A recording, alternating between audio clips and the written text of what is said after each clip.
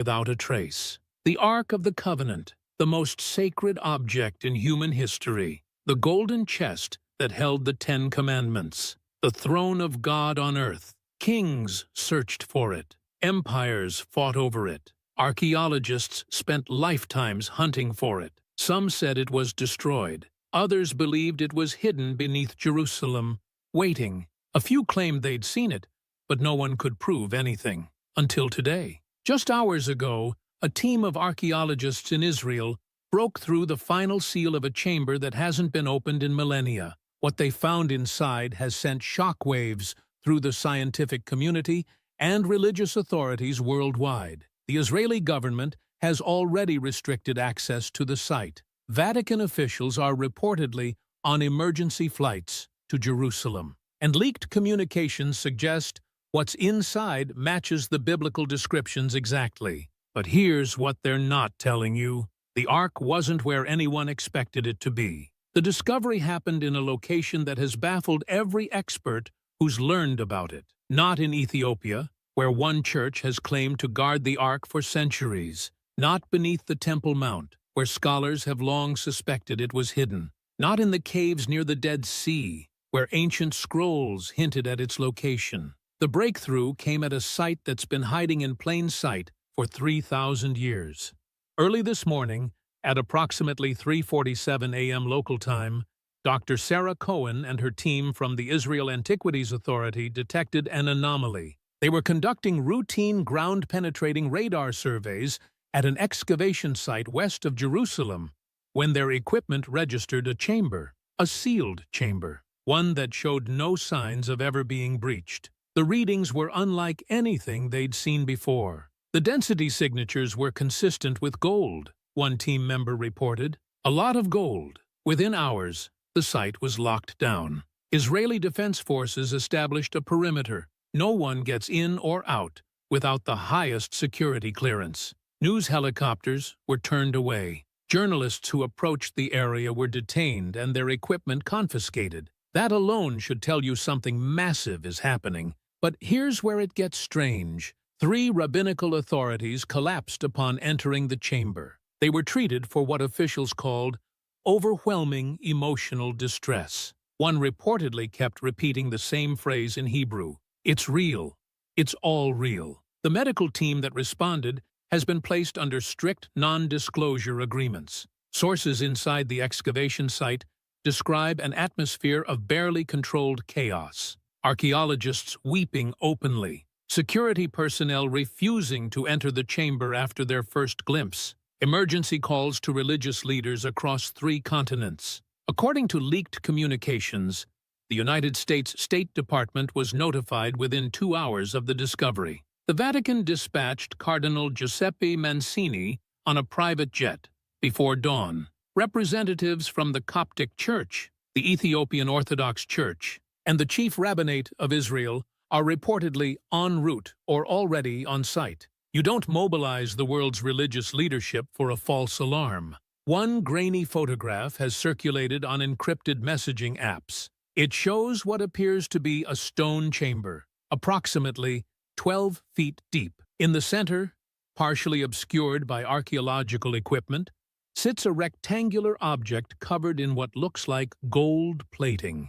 The image was taken down within minutes of appearing online, but thousands saw it. And those who did say the dimensions match the biblical description exactly. 2.5 cubits long, 1.5 cubits wide, 1.5 cubits high. Approximately 3.8 feet by 2.3 feet by 2.3 feet. The same measurements given to Moses on Mount Sinai.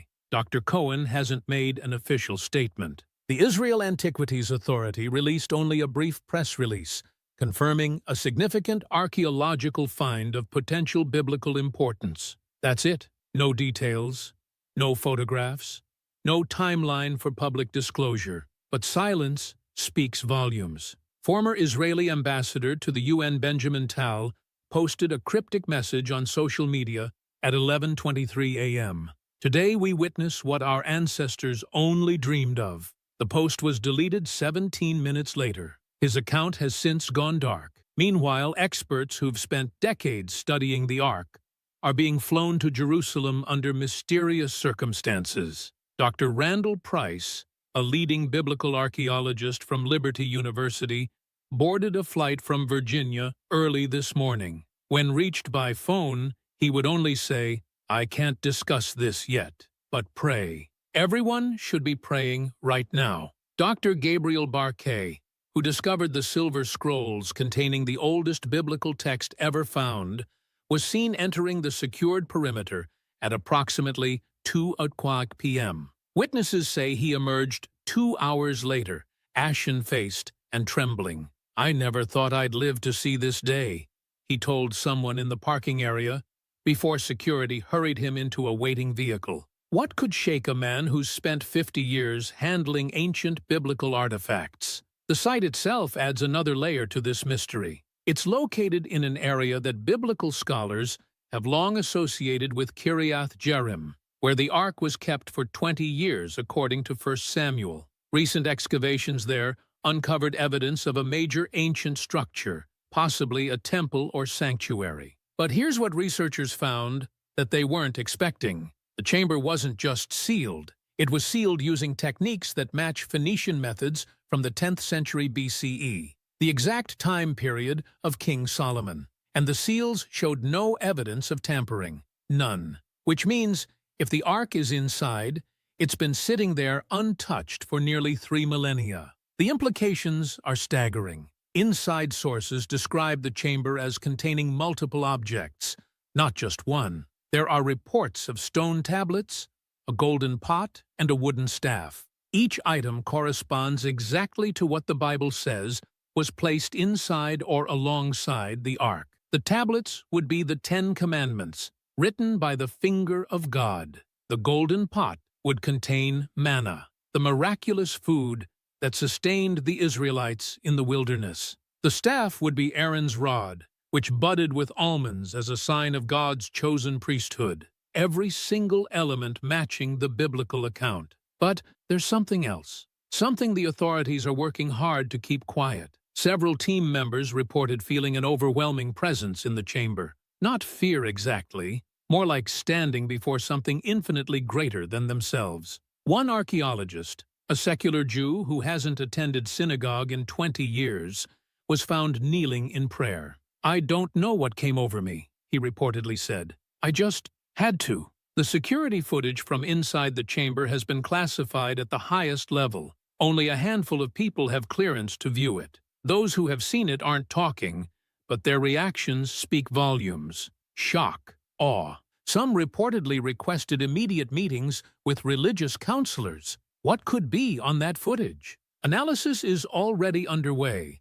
Samples have been collected, though details about what's being tested remain locked down. Carbon dating, metallurgical analysis, wood density testing, pollen analysis. Every scientific method available is being deployed. Early results, according to one leaked memo, are consistent with artifacts from the First Temple period. That's the era of Solomon, the era when the Ark was last definitively recorded in Jerusalem. The find is already causing geopolitical tremors. Palestinian authorities have issued a statement claiming jurisdiction over any artifacts found in the area. Jordan, which administers the Islamic sites on the Temple Mount, has called for international oversight. The United Nations has been quietly contacted about potential heritage disputes, because everyone understands what this means. If the Ark of the Covenant has truly been found, it changes everything. Religious history, archaeological understanding, geopolitical dynamics in the Middle East, the very foundation of faith for billions of people. This isn't just another ancient artifact. This is the meeting point between heaven and earth, the place where God promised to dwell among his people, the throne of the Almighty made manifest in physical form. And after 3,000 years of mystery, it may finally have been found. But the question everyone's asking now isn't where it's been. It's what happens next. Because according to ancient prophecy, the reappearance of the Ark signals something far greater than a mere archaeological discovery. It signals the beginning of the end times. To understand why this discovery has sent shockwaves around the world, you need to understand what the Ark actually is. This isn't just an old box. The Ark of the Covenant represents the single most important religious artifact in human history. It's the physical manifestation of God's presence on earth, the meeting point between the divine and the mortal. And its construction wasn't left to chance. God himself gave the exact specifications to Moses on Mount Sinai. Every measurement, every detail, every material, nothing was arbitrary. Everything had meaning. The Bible records the instructions with precision that still amazes engineers today. The chest was built from acacia wood, one of the few trees that could survive in the harsh desert where the Israelites wandered. But wood alone wasn't enough for something meant to house the presence of God. The entire structure was overlaid with pure gold, inside and out. Not gold paint, not gold leaf, solid gold covering every surface. Archaeologists estimate the amount of gold used would be worth millions in today's currency. The dimensions were specific: 2.5 cubits long, 1.5 cubits wide, 1.5 cubits high. In modern measurements, that's roughly 3.8 feet by 2.3 feet by 2.3 feet. Large enough to hold the sacred objects it was designed to protect, but small enough to be carried by human hands. Because the ark was meant to travel, 4 gold rings were attached to its corners, 2 on each side. Through these rings, poles were inserted, long poles of acacia wood, also covered in gold. The poles were never to be removed. They stayed in place permanently, ready for the ark to be lifted and carried at a moment's notice. And only specific people could touch those poles. The sons of Kohath, a family within the Levite tribe, were given this sacred duty. They didn't choose it. God chose them. And the responsibility came with deadly, serious warnings, because touching the ark incorrectly meant instant death. The Bible records several instances where people died simply from improper contact with the ark. A man named Uzzah reached out to steady it. When the cart carrying it hit a bump, he was struck dead on the spot. The Philistines, who once captured the ark in battle, suffered plagues and tumors until they returned it in terror. This wasn't folklore. This was recorded history. On top of the ark sat the mercy seat, a solid gold lid that served as the throne of God. 2 cherubim, angelic figures with outstretched wings, were hammered from the same piece of gold. They faced each other, wings touching, creating a space between them. That space was called the Shekinah. It was there, in that space between the cherubim, that God's presence would appear as a cloud of glory. It was there that God spoke to Moses, giving instructions for the people of Israel. It was there that heaven touched earth. Once a year, on the Day of Atonement, the high priest would enter the Holy of Holies where the ark was kept. He would sprinkle blood on the mercy seat, atoning for the sins of the entire nation. If he wasn't properly prepared, if he wasn't ritually pure, if he made any mistake, he wouldn't come out alive. Other priests would tie a rope around his ankle before he entered, just in case they needed to pull his body out, because no one else could go in to retrieve him. That's how dangerous the ark was. That's how holy. But what made the ark truly significant wasn't the gold or the craftsmanship. It was what lay inside. The Bible tells us 3 items were placed within or near the ark, each one representing a crucial aspect of God's relationship with his people. First, the tablets of stone. These weren't ordinary stones. These were tablets written by the finger of God himself. The 10 Commandments, given directly from the Creator to humanity. The fundamental laws that would govern not just Israel, but influence legal systems throughout human civilization. Moses climbed Mount Sinai and stayed there for 40 days and 40 nights. When he came down, he carried these tablets. But in his anger at seeing the Israelites worshipping a golden calf, he smashed them.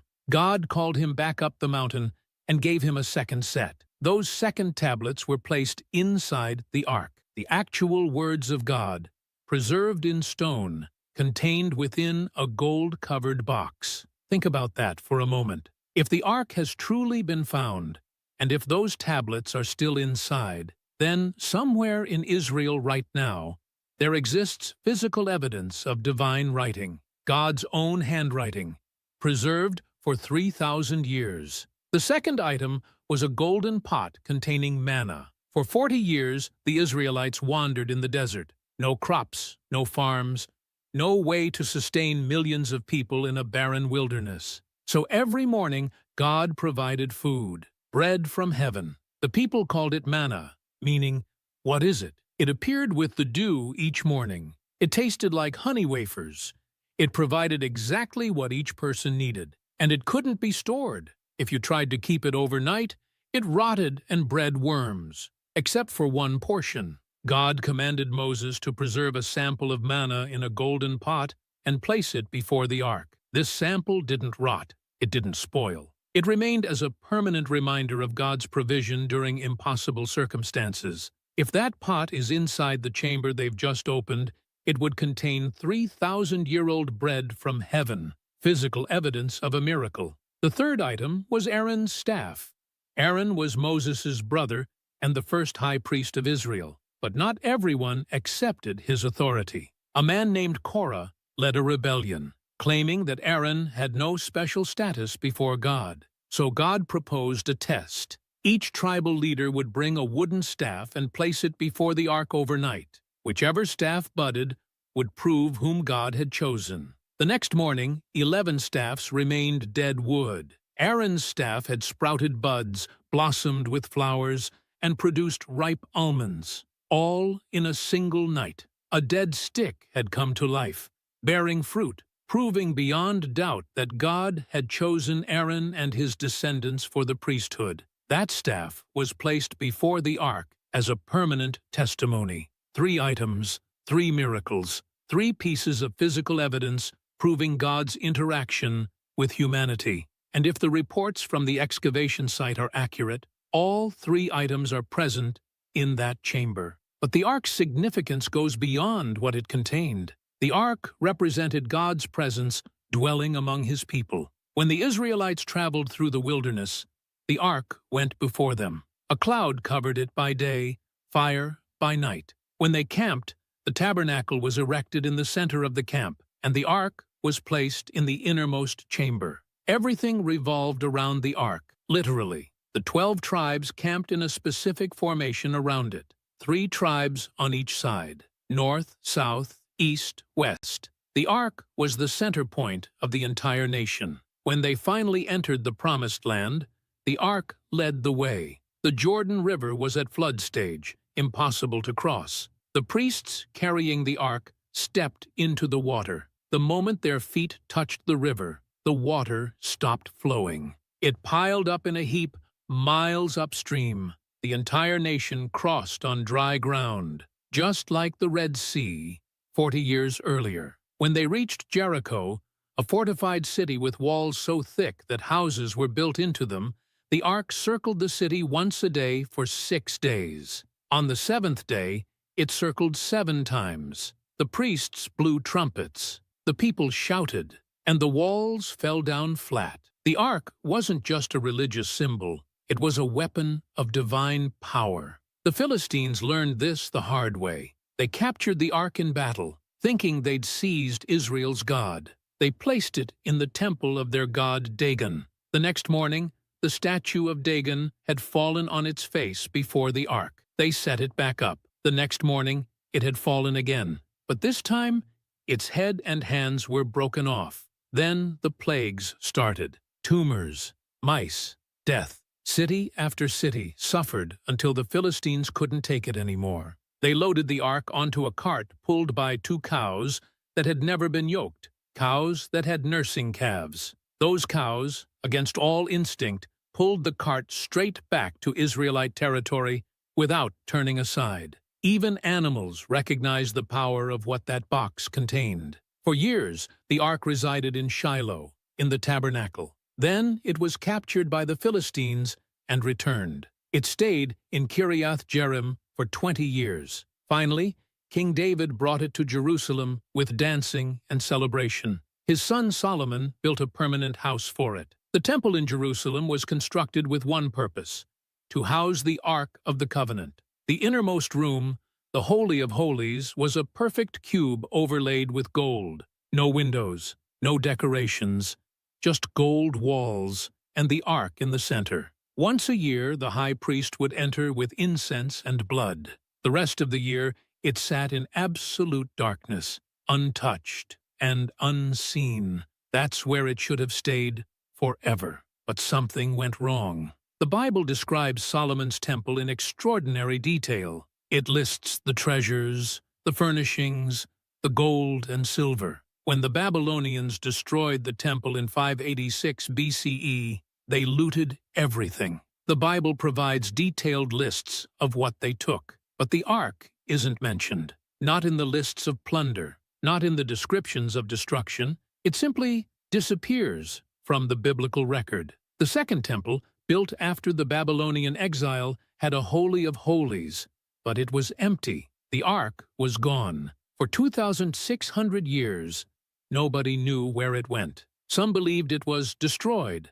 Others thought it was captured. Many believed it was hidden by faithful priests who knew the temple was about to fall. Ancient texts hinted at its location. The Book of Maccabees, written centuries after the temple's destruction, claimed the prophet Jeremiah hid the Ark in a cave on Mount Nebo. He sealed the entrance and declared that it would remain hidden until God gathered his people again. Other sources suggested it was hidden in tunnels beneath the Temple Mount, waiting for the Messiah to reveal it. Ethiopian Christians claim their ancestors brought it to Africa, where it remains guarded to this day. Archaeologists have searched, treasure hunters have dug, governments have secretly investigated, but until today, no one could prove anything. Now, in a sealed chamber that hasn't been opened in 3,000 years, something matching the Ark's exact description has been found, with stone tablets, a golden pot, a wooden staff,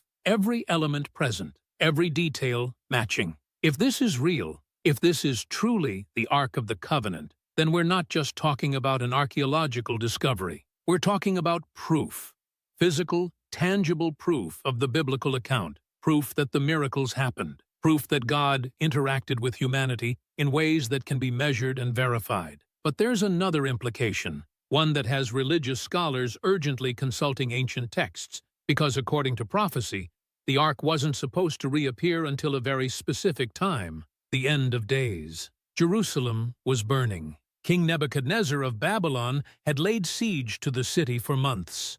Starvation ravaged the population. The walls were breached. Babylonian soldiers poured through the streets, killing and looting everything in their path. They were coming for the temple. The magnificent structure Solomon had built stood on Mount Moriah, covered in gold, filled with treasures accumulated over 4 centuries. To the Babylonians, it was the ultimate prize. To the Israelites, it was the dwelling place of God. And somewhere inside, in the innermost chamber, sat the Ark of the Covenant. What happened next has puzzled historians for nearly 3,000 years. The Babylonians methodically stripped the temple. The Bible records their plunder in painstaking detail. They took the golden lampstands. They took the bronze pillars, so massive it took days to break them apart for transport. They took the silver trumpets, the golden altar, the bronze sea that held thousands of gallons of water. They catalogued everything. The Book of 2 Kings lists the items. The captain of the guard took away the censers and the sprinkling bowls, all that were made of pure gold or silver. The bronze from the 2 pillars, the sea, and the movable stands was more than could be weighed. Page after page of inventory, but the Ark not mentioned, not once. The Book of Jeremiah, written by a prophet who witnessed the destruction firsthand, describes the temple's fall in devastating detail. He records the looting, the burning, the demolition of the walls. No mention of the Ark. 2 Chronicles provides another account of the same events. More lists of captured treasures. More descriptions of what the Babylonians carried away. Still nothing about the Ark.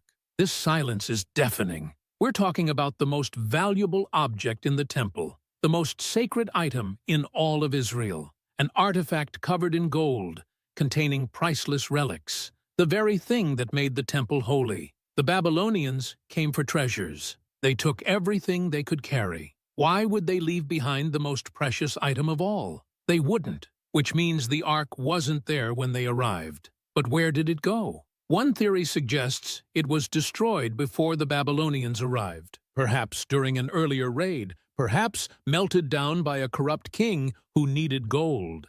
But this theory has problems. The ark wasn't just valuable, it was lethal. Remember what happened to Uzzah, to the Philistines, to anyone who treated it carelessly? The idea that some greedy king would dare to melt down an object known to strike people dead seems unlikely, and there's no record of any king doing such a thing. Given how meticulously the Bible records the sins of Israel's kings, idolatry, murder, corruption, wouldn't the destruction of the ark merit a mention? Another theory proposes that the Babylonians did take it, but the Bible simply didn't record it. Maybe the scribes were too traumatized. Maybe the loss was too painful to write down. But this doesn't fit the evidence either. The Babylonian records themselves make no mention of capturing the ark, and the Babylonians were meticulous record keepers. They documented their conquests, their plunder, their tribute. They would have boasted about capturing Israel's most sacred object. Yet their records are silent too,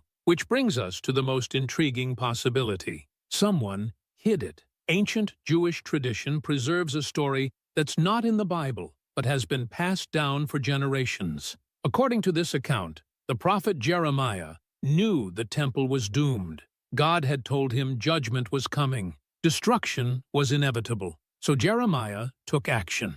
The story claims he removed the ark from the temple, along with the altar of incense and the tabernacle. He took them to Mount Nebo, the same mountain where Moses had viewed the promised land before his death. There, on that sacred mountain, Jeremiah found a cave. He placed the ark inside and sealed the entrance.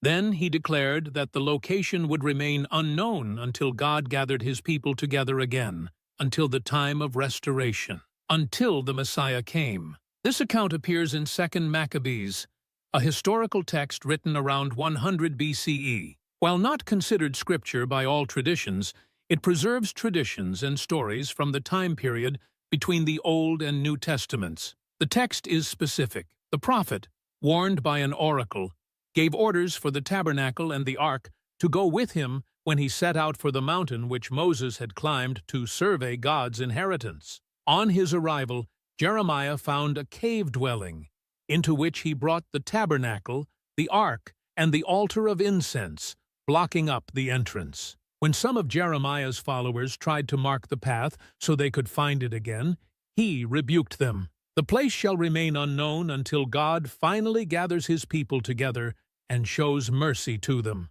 The timing fits. Jeremiah was in Jerusalem during the final years before the Babylonian conquest. He was warning people that judgment was coming. He was telling them to surrender. He had access to the temple and the authority as a prophet to act. If anyone could have saved the ark, it would have been Jeremiah. But Mount Nebo is in modern-day Jordan. Expeditions have searched.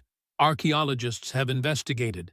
No cave containing the ark has ever been found, which leads to another theory, one that's gained traction in recent years. The ark never left Jerusalem. What if it was hidden beneath the temple itself? Jerusalem sits on bedrock riddled with tunnels, chambers, and cisterns carved over thousands of years. Beneath the Temple Mount lies a labyrinth of underground spaces. Some have been explored, many haven't. Jewish tradition speaks of secret chambers built by Solomon specifically to hide the temple's most sacred objects in case of invasion. King Josiah, who ruled about 30 years before the Babylonian conquest, apparently knew about these chambers. 2 Chronicles contains a curious verse. Josiah said to the Levites who taught all Israel and who had been consecrated to the Lord, "Put the sacred ark in the temple that Solomon son of David, king of Israel, built. It is not to be carried about on your shoulders." Why would Josiah need to tell them to put the ark in the temple? Wasn't it already there? Some scholars interpret this as evidence that the ark had been removed and hidden, possibly during the reign of Josiah's wicked predecessors. Josiah, implementing religious reforms, had it brought back. but others read it differently. What if Josiah was ordering them to hide the ark in a secret chamber within the temple complex? Put it in the temple might mean secure it in the hidden room Solomon built. And it is not to be carried about might mean it stays hidden from now on. This would explain why the Babylonians never found it. They demolished the temple above ground. They dug up the floor. They hauled away everything visible. But they didn't know about the secret chamber deep beneath the foundation. The ark could have been sitting there, sealed in darkness, while the temple burned above it. It could still be there now, beneath the temple mount, beneath the dome of the rock, waiting in a chamber that hasn't been opened in 2,600 years. But here's the problem with that theory. No one can dig beneath the Temple Mount. The site is one of the most politically sensitive locations on Earth. It's holy to Jews as the site of their ancient temple. It's holy to Muslims as the location of the Dome of the Rock and Al-Aqsa Mosque. Any archaeological work there could spark riots, violence, even war. In 1981, a group attempted to tunnel beneath the mount, believing they'd found the location of the Ark. Their activities nearly triggered a regional conflict. The Israeli government shut down the operation immediately. In 1996, Israel opened an ancient tunnel that ran along the western edge of the Temple Mount. Palestinians rioted. Dozens died. The tunnel was eventually reopened, but with strict limitations on where visitors could go. Any attempt to excavate beneath the mount itself would be seen as an attack on Islamic holy sites. The political fallout would be catastrophic. So even if the Ark is down there, it might be unreachable. Unless, what if there's another entrance? A tunnel that leads to the same chamber system, but doesn't require digging beneath the Dome of the Rock. Ancient Jerusalem was connected by underground passages, water systems, escape routes, storage chambers. Many of these tunnels haven't been fully mapped. What if one of them leads to where the Ark was hidden? The Dead Sea Scrolls, discovered in caves near Qumran in the 1940s and 50s, include a peculiar document known as the Copper Scroll. Unlike the other scrolls written on parchment or papyrus, this one was engraved on copper sheets. It's a treasure map. The scroll lists 64 locations where gold, silver, and sacred objects were supposedly hidden before the Romans destroyed the Second Temple in 70 CE. The locations are described using landmarks and measurements that would have been familiar to people at the time, but are nearly impossible to decipher today. One entry is particularly intriguing. It mentions items hidden in the desolations of the Valley of Achor, under the ascent, which is toward the east, 40 cubits, a chest of silver and its vessels. Another entry refers to the tunnel of the water reservoir, and items hidden in the tomb and the queen's house. Could some of these locations refer to items from the First Temple, including the Ark? Most scholars are skeptical. They believe the Copper Scroll describes treasures from the Second Temple period, not the First, and many doubt the treasures ever existed, suggesting the scroll might be a work of fiction or a record of wishful thinking. But a few researchers aren't so sure. The Valley of Achor is a real place, mentioned multiple times in the Bible. It's located northwest of the Dead Sea, not far from Jericho. Archaeological surveys have identified several caves and underground chambers in the area. No one has found the Ark there, but no one has thoroughly searched either. The political situation, the difficulty of the terrain, the lack of precise information, all of it has prevented comprehensive exploration until now. Because the chamber that was just opened, the one under military lockdown, the one causing emergency meetings among world religious leaders, it's not beneath the Temple Mount. It's not on Mount Nebo. It's not in Ethiopia. It's in a location that almost no one predicted. A location that makes perfect sense once you know the full story. A location that's been hiding the truth for 3,000 years. And what's inside that chamber is about to rewrite everything we thought we knew. Not just about where the Ark has been, but about why it disappeared in the first place. For centuries, the search for the Ark of the Covenant has obsessed explorers, archaeologists, and adventurers from every corner of the globe. Some dedicated their entire lives to the hunt. Others went bankrupt funding expeditions. A few went mad pursuing leads that went nowhere. but a handful claimed they'd actually found it, and their stories are stranger than fiction. The most persistent claim comes from Ethiopia. In the ancient city of Aksum, in northern Ethiopia, stands the Church of St. Mary of Zion. It's an unremarkable building from the outside.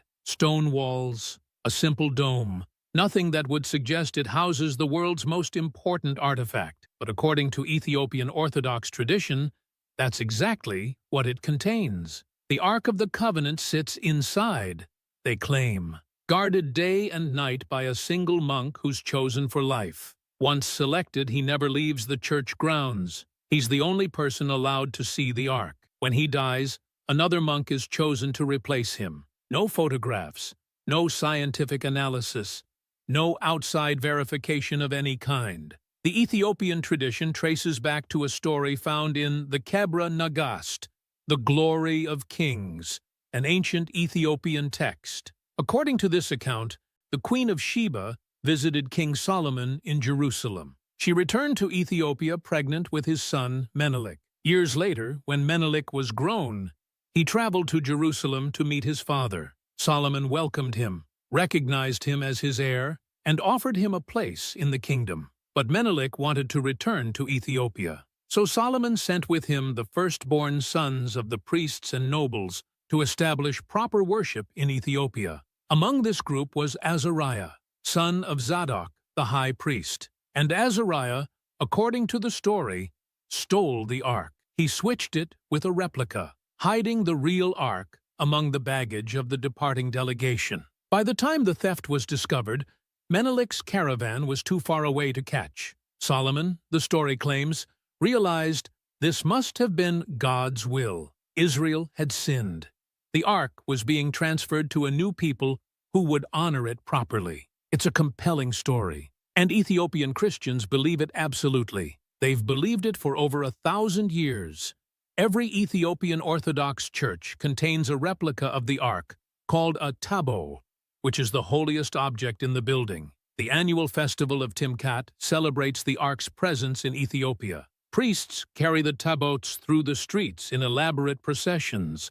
Hundreds of thousands participate. But here's the problem. No one can verify the claim. The guardian monk won't allow anyone to see the ark. Church authorities refuse to permit any scientific testing. Requests for photographs are denied. Even other priests aren't allowed into the inner chamber. In 2007, the patriarch of the Ethiopian Orthodox Church, Abuna Paulos, announced he would reveal the ark to the world. International media descended on Aksum. Expectations soared. The announcement was made.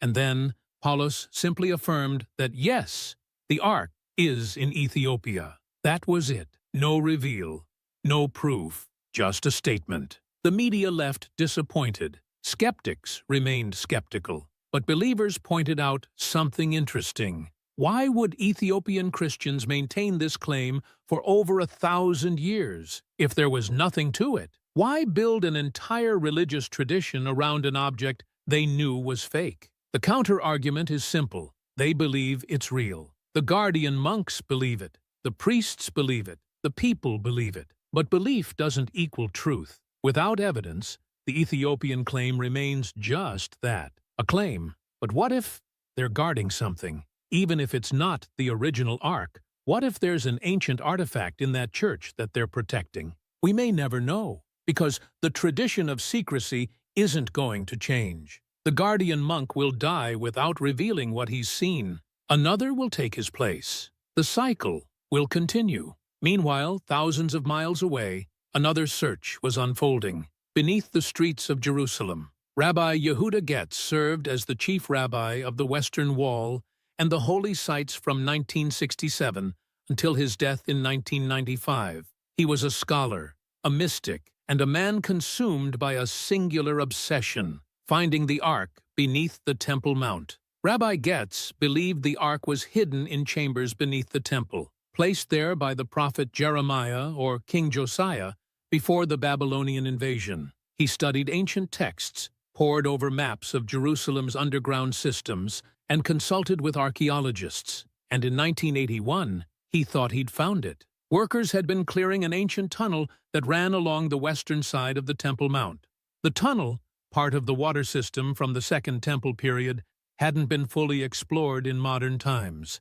As they dug, they discovered a sealed gate. Rabbi Getz was certain this gate led to the chamber where the Ark was hidden. He ordered workers to break through. They began digging in secret, working at night to avoid attention. But someone noticed. Muslim authorities on the Temple Mount heard the digging. They realized what was happening. Jews were tunneling toward the area beneath the dome of the rock. Riots erupted. Palestinian workers flooded into the tunnel from the other side, trying to stop the excavation. Israeli police rushed in.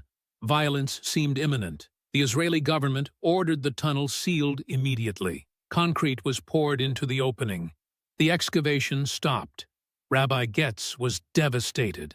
He believed they were meters away from the greatest discovery in history. But the political cost was too high. The government couldn't risk a religious war over an archaeological dig. The rabbi continued to believe until his death that the Ark sits on the other side of that sealed gate. Others aren't so sure. Archaeological consensus suggests that the tunnel system in that area doesn't connect to chambers from the First Temple period. The sealed gate likely led to a cistern or storage room from centuries later. But Rabbi Getz had supporters, people who believed he was right, people who still believe the Ark is down there, waiting, and they're not the only ones searching beneath Jerusalem. The Temple Institute, an organization dedicated to rebuilding the Jewish temple, has spent decades preparing for that day. They've recreated the priestly garments according to biblical specifications. They've fashioned the sacred vessels. They've even identified and trained men from the priestly lineage who would serve in the temple. But they know the temple can't function without the Ark. So they've quietly investigated, studied, searched. They believe the Ark will be revealed when the time is right, when God determines the world is ready. Some within the organization believe that time is now. But the most controversial claim about finding the Ark comes from an amateur archaeologist who changed the entire conversation. His name was Ron Wyatt. Wyatt was a nurse anesthetist from Tennessee with no formal archaeological training. But he was a Seventh-day Adventist with an unshakable belief in the literal truth of the Bible. And he claimed to have made discoveries that professional archaeologists had missed for centuries, including the Ark of the Covenant. According to Wyatt's account, in January 1979, he was walking near the Damascus Gate in Jerusalem when he stopped suddenly and pointed to a rocky hill. "That's Jeremiah's grotto," he told his companion, "and the Ark of the Covenant is in there." Wyatt himself said he didn't know why he said it. The words just came out, as if someone else was speaking through him. But he became convinced it was true. The location was a rocky escarpment outside the old city walls, near an area known as the Garden Tomb. Some Protestants believe this. Not the Church of the Holy Sepulchre is the actual site of Jesus' crucifixion and burial. Wyatt obtained permission from the Israeli Antiquities Authority to excavate. He claims he worked on and off for several years, digging through rock and rubble, and in 1982, he says he found it. According to Wyatt's account, he discovered a cave system about 20 feet below the surface. Inside one chamber, covered in rock dust, sat a stone case. Inside that case was the Ark of the Covenant. Wyatt described it in detail. Gold-covered, cherubim on top, exactly as the Bible describes. But there was more. Above the chamber, Wyatt claimed, was a crack in the rock ceiling. This crack, he said, extended all the way to the surface, to the very spot where Jesus was crucified. When the Roman soldier pierced Jesus' side, blood and water flowed out.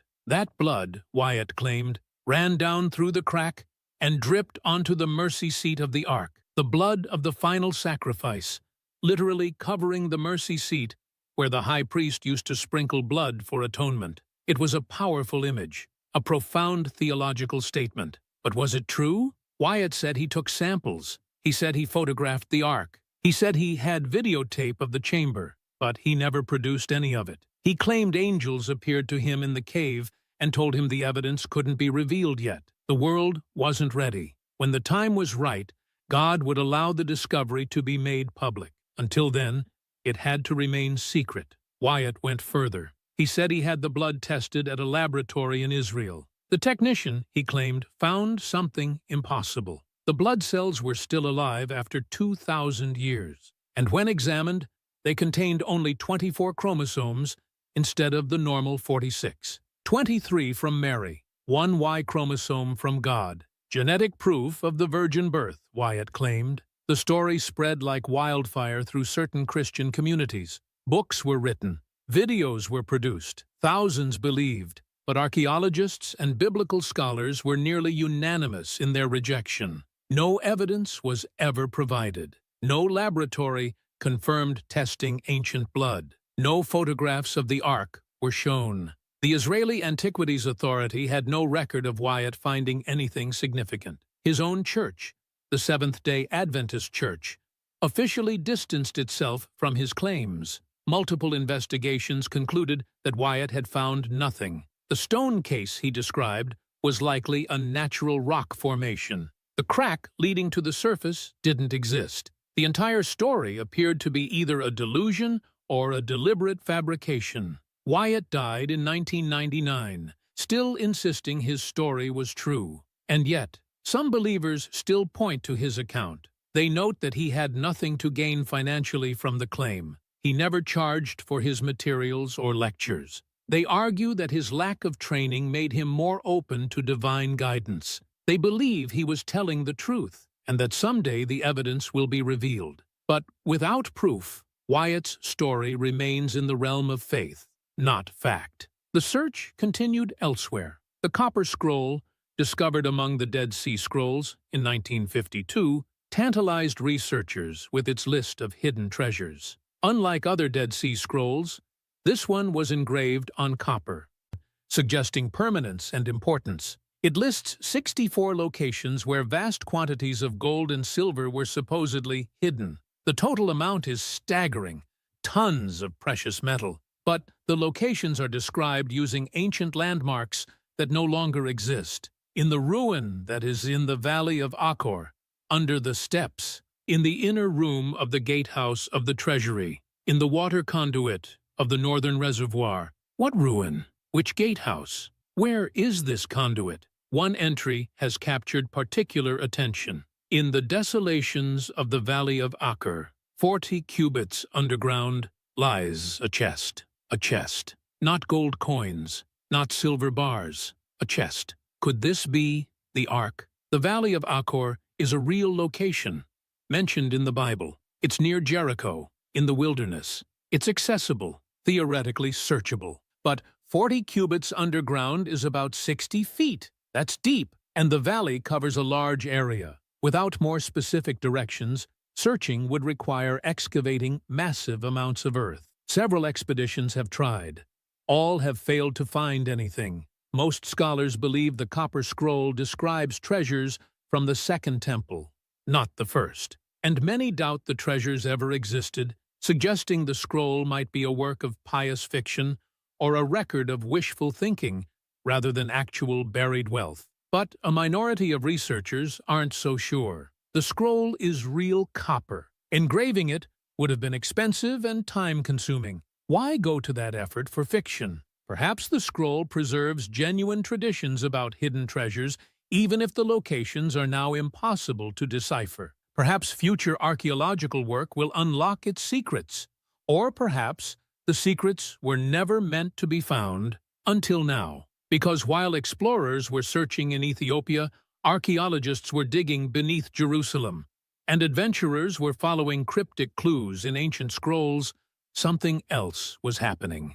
Something that almost no one noticed. At Kiriath Jearim, a site west of Jerusalem that most people had never heard of, a team of archaeologists began a systematic excavation. Not searching for the Ark, not hunting for treasure, just doing careful, methodical archaeology. They uncovered evidence of a major ancient structure. Walls, a platform, signs of a sanctuary that dated to the exact period when the Bible says the ark was kept there for 20 years. They found pottery, tools, evidence of ritual activity, and they found something else. Something they couldn't explain. A chamber, sealed with techniques from the 10th century BCE, Solomon's era. No one had noticed it before, because it wasn't where anyone expected. Not beneath the site's highest point, not in the center of the ancient structure. Off to the side, easy to miss,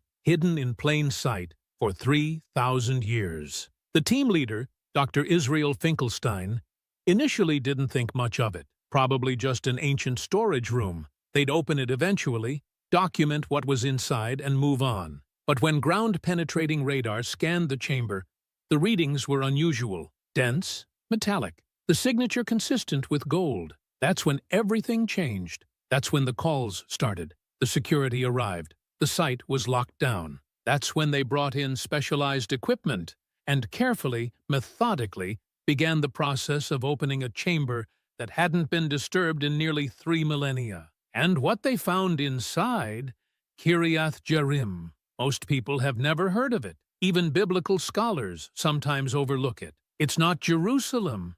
It's not Bethlehem. It doesn't appear in tourist guidebooks. But according to the Bible, this forgotten hilltop played a crucial role in the ark's history. After the Philistines returned the ark in terror, desperate to rid themselves of the plagues it brought, it came to Kiriath Jearim. The Bible records it clearly. The men of Kiriath Jearim came and took up the ark of the Lord. They brought it to Abinadab's house on the hill and consecrated Eleazar, his son, to guard the ark. It stayed there for 20 years. 20 years in a house on a hill, guarded by a consecrated priest, while Israel lived without the tabernacle, without the formal worship system Moses had established. Why Kiriath Jearim? Why not Jerusalem? Jerusalem wasn't Israel's capital yet. King David hadn't conquered it. The city was still in Jebusite hands, a fortified stronghold that seemed impregnable. Kiriath Jearim was nearby but safe, a hilltop location, defensible in friendly territory. The ark waited there until David finally brought it to Jerusalem with celebration and dancing. But here's what archaeologists have wondered for decades. What kind of structure housed the ark during those 20 years? A simple house? A temporary shelter? Or something more substantial? The Bible calls it Abinadab's house on the hill. But houses don't usually get specified as being on the hill unless there's something significant about the location. In 2017, a team led by Tel Aviv University's Israel Finkelstein and Thomas Romer from the Collège de France began systematic excavations at Kiriath Jearim. They weren't looking for the ark. They were investigating the site's role in the formation of biblical tradition. They wanted to understand what actually existed there during the period when the Bible says the ark was present. What they found surprised them. The hilltop wasn't just occupied, it was heavily fortified. They uncovered massive stone walls, some over 3 meters thick, a huge retaining wall that created an artificial platform on the hilltop, evidence of a major construction project from the 8th or 7th century BCE. This wasn't a simple house. This was a sanctuary, a fortress temple, a sacred site of regional importance. The pottery they found, the layout of the structures, the investment of resources, all pointed to something far more significant than previous scholars had imagined. Dr. Finkelstein realized they were looking at evidence of a cult site, a place of worship that had been deliberately built up and fortified. But the timing was strange. The major construction dated to centuries after the ark had supposedly left for Jerusalem. Why would someone build a massive sanctuary at Kiriath Jearim hundreds of years after the ark was gone? Unless the ark's time there had made the site perpetually sacred. Or unless the team continued digging. They mapped the underground spaces. They used ground-penetrating radar to scan areas they couldn't physically excavate. That's when they found the anomaly. Beneath the western edge of the platform, the radar showed a void, a chamber, roughly rectangular, about 12 feet deep, sealed.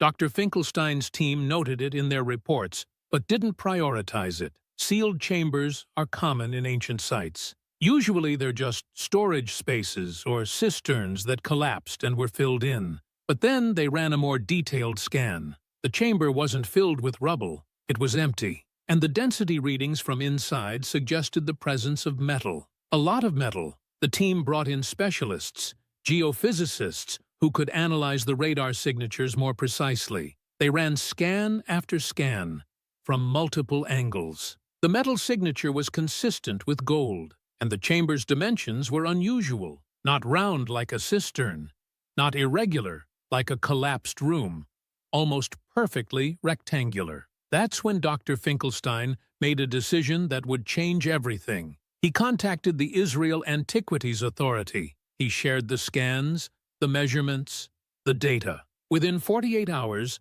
the site was under military protection. What happened next has been kept largely secret, but pieces of the story have leaked out through sources close to the excavation. A specialized team was assembled, not the regular excavation crew.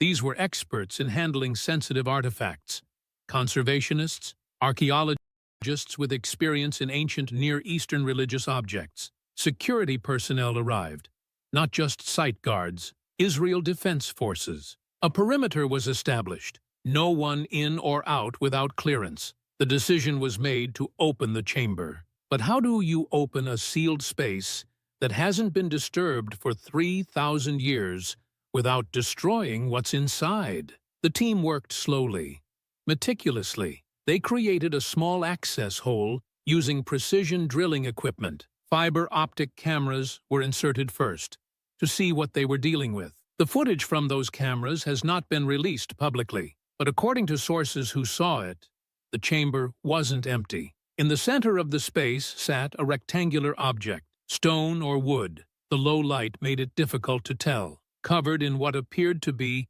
metal plating. Dimensions? Approximately 3.8 feet by 2.3 feet by 2.3 feet. 2.5 cubits by 1.5 cubits by 1.5 cubits. The exact measurements the Bible gives for the Ark of the Covenant. The room went silent when they realized what they were looking at. One archaeologist, a secular Israeli who'd spent 30 years excavating biblical sites, dropped to his knees. "It can't be," someone whispered. But the cameras didn't lie. They expanded the access point carefully, ensuring the chamber's structural integrity wouldn't be compromised. Air quality was tested. They needed to know if the space was safe to enter. The air was stale but breathable. No dangerous gases, no biological hazards. 2 team members were selected to enter first. Both were experienced archaeologists. Both had training in artifact preservation. They descended into the chamber on a rope ladder. Their headlamps illuminated the space.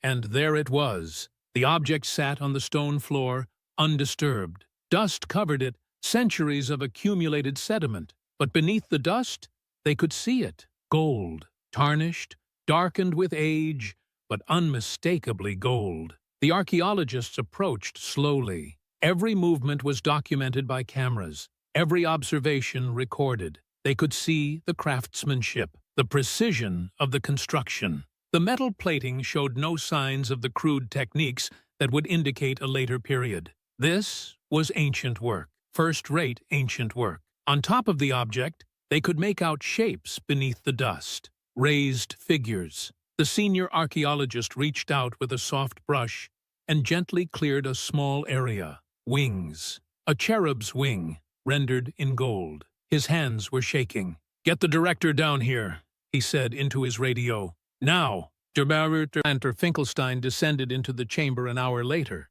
By then, the team had carefully documented the object from every angle without touching it further. He stood there for a long time, just looking. "We need to be absolutely certain before we make any claims," he finally said. "Document everything. Sample everything. This goes through every possible test." But privately, sources say, he knew. They all knew. The chamber's location at Kiriath Jearim, where the Bible explicitly says the ark was kept. The sealing methods, consistent with the 10th century BCE. The object's dimensions, matching the biblical description exactly. The gold plating, the cherubim, every detail aligned. But there was more. Around the main object, they found other items. 2 stone tablets, roughly rectangular, covered in dust. The team didn't dare touch them yet, but their shape was unmistakable. A pot made of metal, sealed with what appeared to be a tight-fitting lid, and a wooden staff, ancient and preserved by the dry conditions in the sealed chamber. 3 additional objects, exactly what the Bible says was placed in or near the ark. The 10 Commandments, the manna from heaven, Aaron's rod that budded, every element present. The team worked in the chamber for 6 hours that first day, taking measurements, photographs, samples of the air, the dust, the stone floor. When they emerged, Dr. Finkelstein issued instructions. No one speaks about this. Not to colleagues, not to family, not to anyone. But secrets like this don't stay hidden. Within days, whispers began circulating in archaeological circles. Someone had found something at Kiriath Jearim, something big. Journalists started asking questions. The Israel Antiquities Authority issued a bland statement about ongoing excavations of potential significance. That's when the religious authorities got involved. The chief rabbinate of Israel demanded access to the site. If Jewish sacred objects had been found, they argued, religious law had to be observed. The Vatican sent inquiries. The Coptic Church, the Ethiopian Orthodox Church. Everyone wanted to know, had the ark been found? The Israeli government faced an impossible situation. If they confirmed the discovery, it would trigger international chaos. Religious tensions were already high. The Temple Mount situation was volatile. Confirming that the Ark of the Covenant had been located could spark violence, diplomatic crises, even war. But if they denied it, and the truth came out later, the backlash would be severe. So they chose a middle path: limited disclosure, controlled access, careful scientific analysis before making any definitive claims. A small group of experts was brought in to examine the object: archaeologists, metallurgists, wood specialists, ancient language experts who could examine the tablets if and when they were cleaned enough to see any inscriptions. Carbon dating samples were collected from the wooden elements.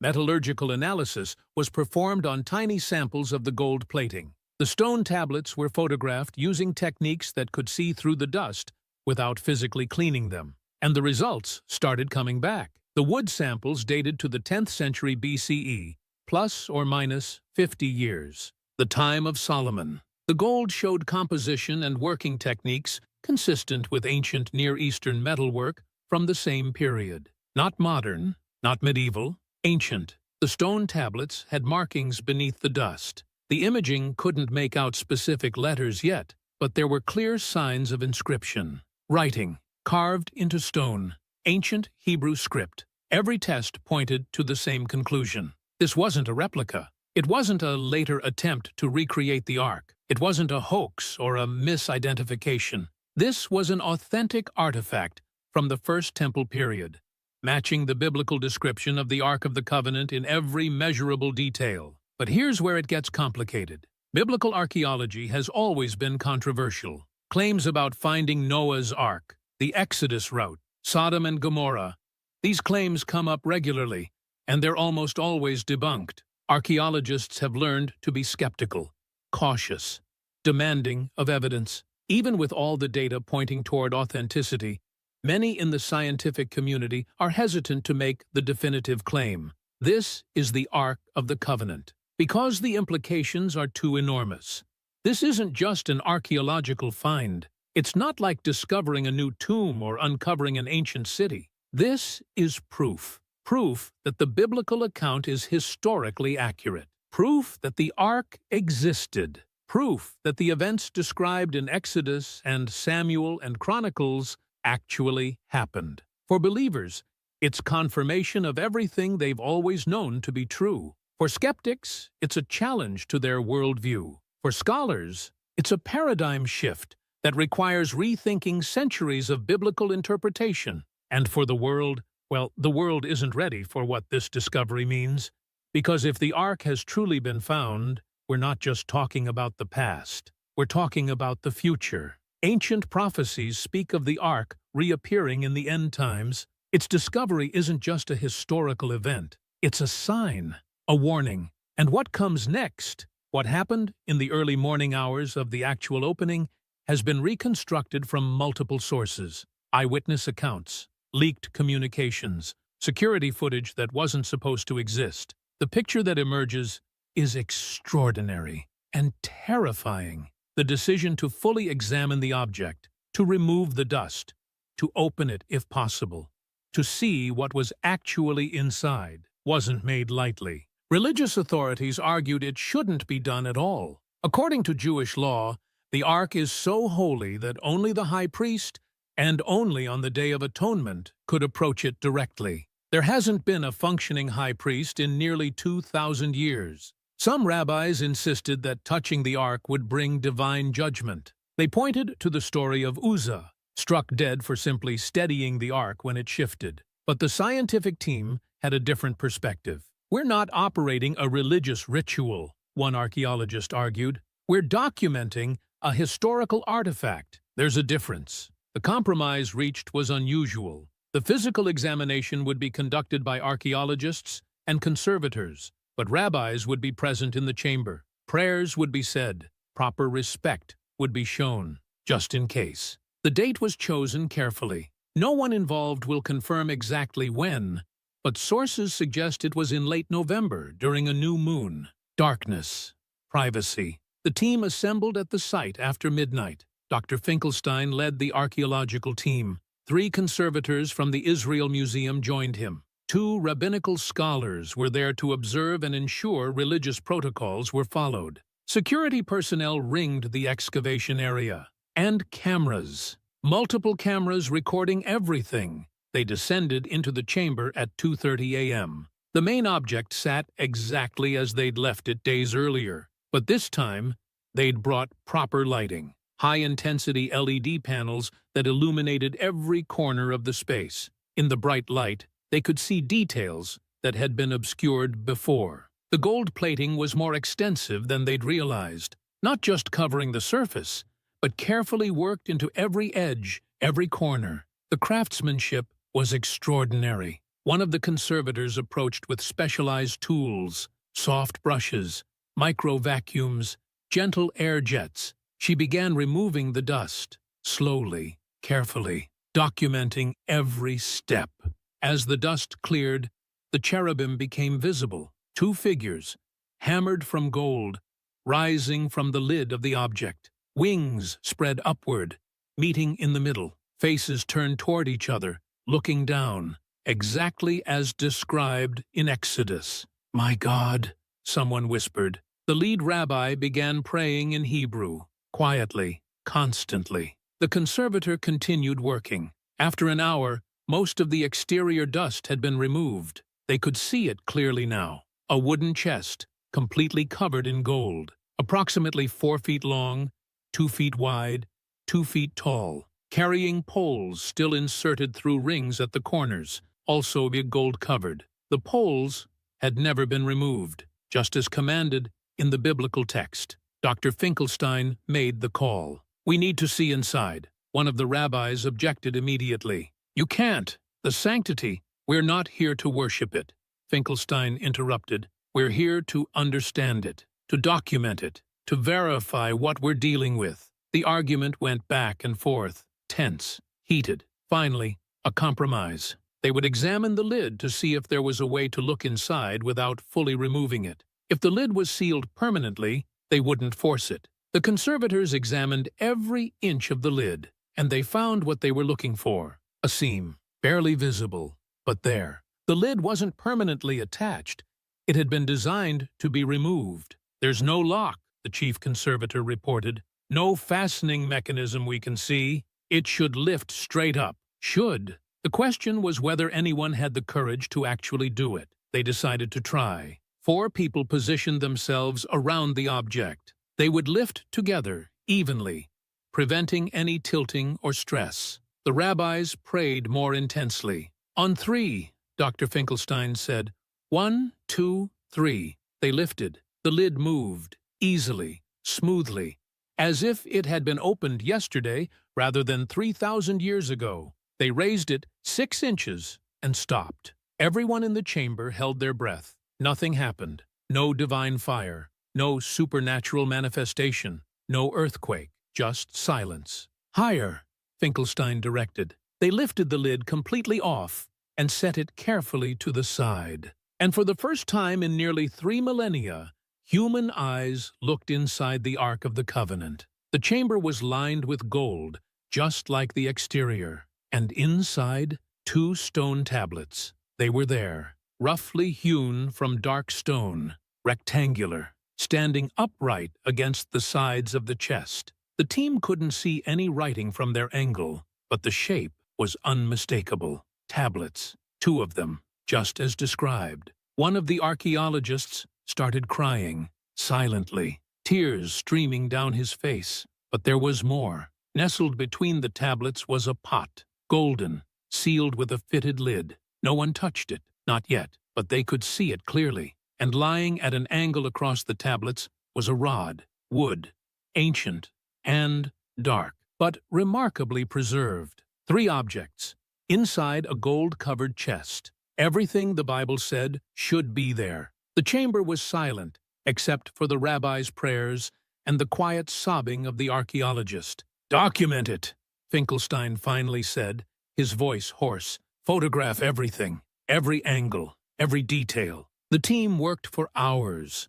High-resolution photography, 3D scanning, measurements, notes. One of the conservators asked the question everyone was thinking. "Do we try to remove the tablets?" Finkelstein hesitated. "Not tonight. We need to understand their condition first. If they're fragile, we could destroy them trying to lift them out." But they could see enough. The tablets weren't smooth. The surface was rough, hand-carved, and there were marks on them, inscriptions, writing.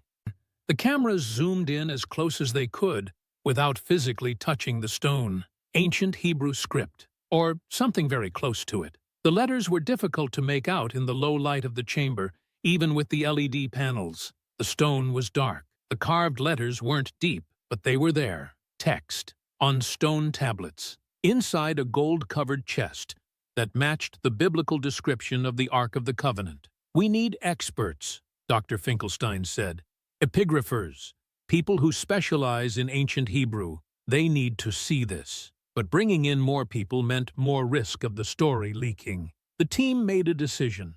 They would remove the tablets under carefully controlled conditions and transport them to a secure laboratory where they could be properly examined. The extraction took another 3 hours. The tablets were heavier than expected. Each one weighed approximately 40 pounds. The conservators used specially designed supports to lift them without putting stress on the stone. Both tablets were successfully removed and placed in cushioned containers. Then, attention turned to the golden pot. It was sealed. The lid fit so tightly that it appeared to be a single piece. "Should we open it?" someone asked. Finkelstein shook his head. "Not here. We do that in a clean room environment, with proper atmospheric controls. If there's organic material inside, exposure to air could destroy it." The pot was carefully extracted and sealed in an airtight container. Finally, the rod. It was remarkably well preserved. The sealed chamber had protected it from moisture and decay. But it was still ancient wood, fragile and prone to crumbling. The conservators used a technique called freeze-drying to stabilize it before moving it. The process took hours, but finally, the rod was secure enough to transport. By dawn, all 3 objects had been removed from the ark. The empty chest remained in the chamber, gold gleaming in the artificial light. The team emerged exhausted, overwhelmed, uncertain of what came next. The objects were transported under armed guard to a secure facility in Jerusalem. Not the Israel Museum, too public, a government research laboratory with restricted access. There, over the next 72 hours, the real analysis began. The tablets were cleaned using techniques designed for ancient stone, gentle chemical solutions that removed dirt without damaging the surface. As they cleaned, the inscriptions became clearer. Ancient Hebrew, Paleo-Hebrew script, to be specific, the style used in the First Temple period. The text was becoming legible. Dr. Shmuel Ahituv, one of Israel's leading epigraphers, was brought in to examine them. He'd spent 50 years studying ancient Hebrew inscriptions. He'd published the definitive works on Paleo-Hebrew script. He looked at the tablets for a long time without speaking. "Well?" Dr. Finkelstein finally asked. "I've never seen anything like this," Ahituv said quietly. "The script is perfect, absolutely perfect.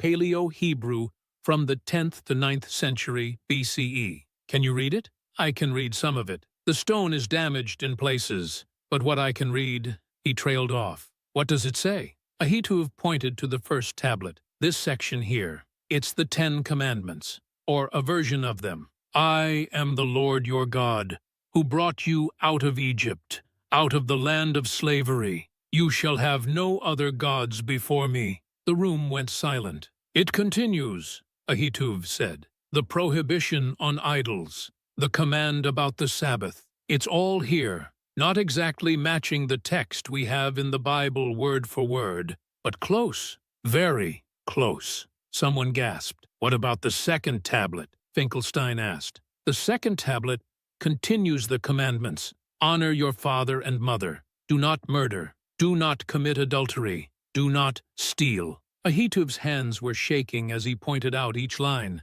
If this is authentic, this is the most significant archaeological find in human history. But was it authentic? The team ran every test available.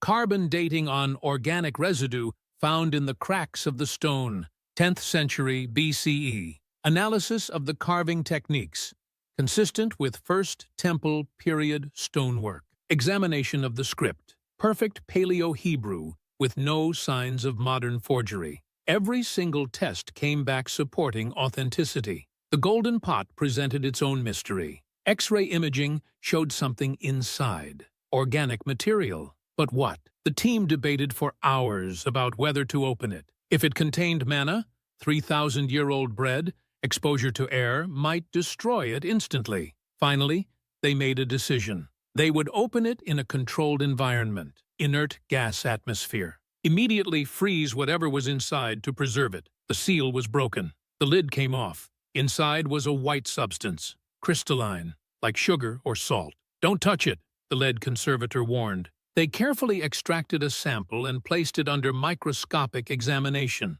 It wasn't salt. It wasn't sugar. It wasn't any known mineral. The structure was organic, plant-based, but unlike any grain or flour in the database. "What is it?" someone asked. "I don't know," the analyst admitted. "It's not modern. The decay patterns are consistent with extreme age, but the composition, I've never seen anything like it." They sent samples to 3 different laboratories for independent analysis. All 3 came back with the same conclusion. Unknown organic substance. Age consistent with approximately 3,000 years old. Composition does not match any known modern or ancient grain. Whatever was in the pot, it wasn't anything they could identify. The rod yielded its own mysteries. Botanical analysis identified it as almond wood, Amygdalus communis, common almond. But there was something unusual about it. The grain patterns suggested the wood had budded. New growth had emerged from the dead staff at some point in its history. "That's impossible," the botanist said. "Dead wood doesn't bud. It doesn't produce new growth." "But that's what it looks like?" "That's exactly what it looks like. Like this staff produced flowers and fruit after it was cut from the tree, just like Aaron's rod, according to the biblical account." The team compiled their findings into a preliminary report. Every analysis supported the same conclusion. These objects dated to the First Temple period. They matched the biblical descriptions. They showed characteristics that aligned with the miraculous accounts in Scripture. But making a public announcement was another matter entirely. The Israeli government was briefed. The Prime Minister was shown the evidence personally. Religious leaders were given limited access to the findings. And the debate began. Do we tell the world? Some argued yes. This is the most important archaeological discovery in history. The public has a right to know. Others argued no. The geopolitical implications are too dangerous. This could trigger war, religious extremism, uncontrollable chaos. While they debated, rumors spread.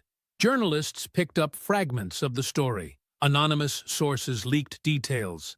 Grainy photographs appeared online and were quickly taken down. The story was getting out, whether authorities wanted it to or not. And then something happened that forced their hand. One of the rabbis who'd been present at the opening gave an interview to a religious news outlet. He was circumspect, didn't confirm anything directly, but he said enough. I have seen things that confirm our faith in ways I never dreamed possible. The God of our fathers is real. His word is true, and the day of redemption is closer than we think. That interview went viral. Within hours, every major news organization was running stories. Has the Ark of the Covenant been found? The speculation was out of control. The Israeli government could no longer maintain silence. A press conference was scheduled. The world waited, and what they were told was carefully calculated to reveal some truth while concealing the full extent of what had been discovered. A significant archaeological find has been made at Kiriath Jearim. The official statement read, "Objects consistent with First Temple period artifacts have been recovered. Analysis is ongoing.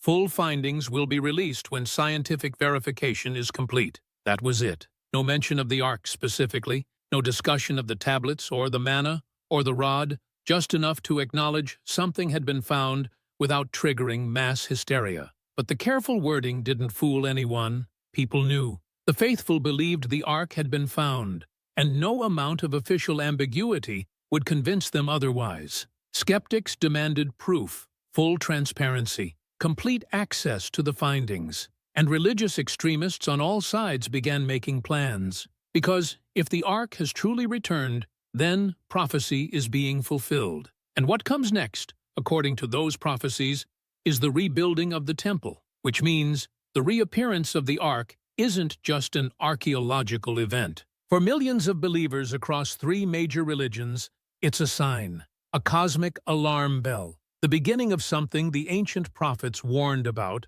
for millennia. Within hours of the news leaking, religious scholars were poring over ancient texts. Rabbis consulted the Talmud. Christian theologians opened the Book of Revelation. Islamic scholars examined the Hadith. Everyone was searching for the same thing. What does this mean? What happens next? And the answers they found were disturbing. In Jewish tradition, the Ark's reappearance is directly linked to the coming of the Messiah. The Talmud speaks of hidden sacred objects that will be revealed in the end times. The Ark is chief among them. Rabbi Chaim Kanievsky, one of the leading Orthodox authorities in Israel, was asked about the discovery. His response sent shockwaves through the Jewish community. The return of the Ark means the return of the divine presence. We are living in the footsteps of the Messiah. Every Jew must prepare spiritually for what is coming. Prepare for what, exactly? According to Jewish eschatology, the Messiah will rebuild the temple in Jerusalem. He will restore the priesthood. He will reinstitute the sacrificial system exactly as it was in ancient times. And the Ark will be placed in the Holy of Holies, just as it was 3,000 years ago. But there's a problem with that scenario. A big problem. The Temple Mount, where the ancient temple stood, is currently occupied by the Dome of the Rock and Al-Aqsa Mosque, two of Islam's holiest sites. Any attempt to build a Jewish temple there would require removing those structures, and that would trigger a war that could engulf the entire region. Islamic authorities responded to the news with immediate alarm. The Grand Mufti of Jerusalem issued a statement. Any claims about Jewish artifacts on the Haram al-Sharif are attempts to justify the desecration of our holy places. We will defend Al-Aqsa with our lives. The language wasn't subtle. Palestinian leaders called for protests. Demonstrations erupted in East Jerusalem. Clashes broke out between Palestinians and Israeli security forces, all within 48 hours of the story breaking. The situation was escalating exactly as experts had feared. But the implications go beyond Middle Eastern politics. Christian eschatology has its own interpretation of these events, and it's even more apocalyptic. The Book of Revelation describes a series of events that will unfold in the end times. Wars, plagues, cosmic disturbances, the rise of the Antichrist, the return of Christ. And central to many of these prophecies is the temple. Revelation chapter 11 speaks explicitly about it. I was given a reed like a measuring rod and was told, "Go and measure the temple of God and the altar with its worshippers." A future temple, one that will exist during the tribulation period. Many evangelical Christians believe the discovery of the Ark is a sign that this temple will soon be built. Pastor John Hagee, founder of Christians United for Israel, said in a sermon days after the news broke, "For 2,000 years the church has waited for the signs Jesus told us to watch for. The return of Israel to their land. We saw it in 1948. The reunification of Jerusalem. We saw it in 1910. And now, the reappearance of the Ark. Brothers and sisters, we are living in the generation that will see the return of Christ." His congregation erupted in applause, but not everyone in the Christian world shares that excitement. Some see these events not as a cause for celebration, but as a warning, because Revelation also describes a figure who will desecrate the temple, the Antichrist. He will set himself up as God, demanding worship, bringing about unprecedented destruction. When you see the abomination that causes desolation standing in the holy place, Jesus warned in Matthew 24, "Let those who are in Judea flee to the mountains." If the temple is rebuilt, these Christians argue, we're not approaching peace and redemption. We're approaching the darkest period in human history, the 7-year tribulation, the rise of a world dictator, global war, famine, plague. 1/3 of humanity is dead. That's what the prophecies describe. And the Ark's discovery is the starting gun. Meanwhile, another phenomenon was capturing global attention: the sounds. Starting 3 days after the Kiriath Jearim discovery went public, reports began flooding in from around the world. Trumpet sounds, loud, resonating, seemingly coming from the sky. The first reports came from Jerusalem itself. Residents reported hearing a sound like a massive horn blast that echoed across the city for nearly 2 minutes. Then similar reports from New York, London, Sydney, Tokyo, every continent, dozens of cities. The sounds were recorded, shared online, analyzed, and no one could explain them. Seismologists confirmed they weren't earthquakes. Meteorologists said they weren't atmospheric phenomena. NASA denied any space-related cause, but the sounds kept happening. And to anyone familiar with biblical prophecy, the significance was unmistakable. The 7 trumpets of Revelation. Then I saw the 7 angels who stand before God, and 7 trumpets were given to them. Each trumpet in Revelation heralds a new phase of judgment: natural disasters, cosmic events, supernatural plagues. The first 4 trumpets bring destruction to the earth's natural systems. 1/3 of the trees burned, 1/3 of the sea turned to blood, 1/3 of the fresh water made poisonous, 1/3 of the sun, moon, and stars darkened. The 5th and 6th trumpets are called woes, even worse judgments involving demonic armies and massive human casualties. And the 7th trumpet announces the final victory of God's kingdom. Were these mysterious sounds the trumpets of Revelation? Scientists scrambled to provide rational explanations. Atmospheric pressure changes, industrial noise carrying across unusual distances, mass hysteria. But the sounds didn't fit those explanations. They were too widespread, too consistent, too synchronized. One recording from Jerusalem was analyzed by acoustic experts at MIT. Their conclusion: the sound does not match any known natural or man-made source. The frequency patterns are unlike anything in our database. Social media exploded with speculation. Ark of the Covenant trended worldwide for days. Revelation and End Times. Trumpets. Videos of the sounds racked up hundreds of millions of views. Religious services saw attendance spike dramatically. Churches reported their largest crowds in decades. Synagogues were packed. Even mosques saw increased attendance as Muslims sought guidance. People were afraid, and they were looking for answers. Some found comfort in faith. This is God's plan unfolding. Trust him. Others found terror. The end is coming. There's no escape. And a few found opportunity. Extremist groups on all sides began mobilizing. Jewish Temple Mount activists announced they would prepare the way for the Third Temple. They called for donations to fund the purchase of red heifers, cattle needed for ritual purification according to ancient law. They obtained architectural plans. They trained men from priestly lineages in the proper rituals. They were getting ready. On the other side, Islamic groups declared they would defend the Haram al-Sharif at any cost. Militant organizations called for volunteers. Weapons were stockpiled. Both sides were preparing for conflict. And then there were the Christian groups. Some believed they should actively support the rebuilding of the temple, seeing it as necessary for Christ's return. Others believed they should oppose it, viewing the Third Temple as a sign of the Antichrist's rise. The divisions ran deep. Even within denominations, churches split over how to interpret these events. But while religious communities debated theology, governments were dealing with practical crises. Tourism to Israel surged. Pilgrims from every Christian denomination flooded into Jerusalem. Hotels were booked solid. The infrastructure couldn't handle the influx. But more concerning was the rise in religiously motivated violence. A group of Christian extremists attempted to force their way onto the Temple Mount, believing they needed to claim the site for Christ. Israeli police stopped them, but not before several officers were injured. A Palestinian teenager stabbed an Israeli soldier at a checkpoint, shouting that he was defending Al-Aqsa. Attacks and counterattacks escalated. The Israeli government declared a state of emergency. Travel restrictions were imposed.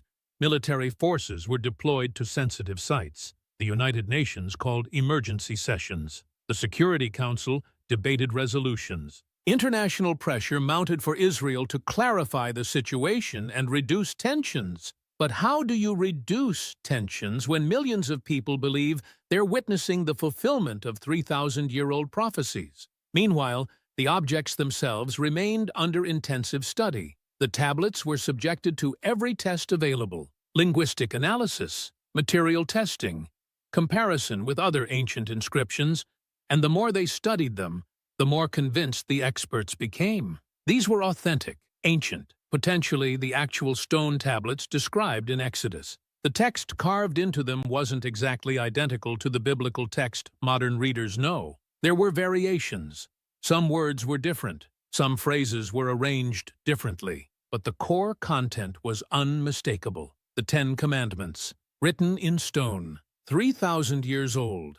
Dr. Ahituv published a preliminary analysis in the journal Biblical Archaeology Review. His conclusion, while absolute certainty is impossible, all available evidence suggests these tablets date to the First Temple period and contain a version of the Decalogue consistent with the textual tradition preserved in Exodus and Deuteronomy. In academic language, that was as close to "this is real" as you could get. Religious leaders requested access to the tablets. The chief rabbi of Israel asked to see them. The Pope sent a personal envoy. The Archbishop of Canterbury made inquiries. The Israeli government allowed limited viewing under strict conditions. Those who saw the tablets emerged shaken. Cardinal Thomas Mueller, the Pope's representative, gave a brief statement. "I have seen something today that strengthens my faith in ways I cannot adequately express. The God who spoke to Moses on Sinai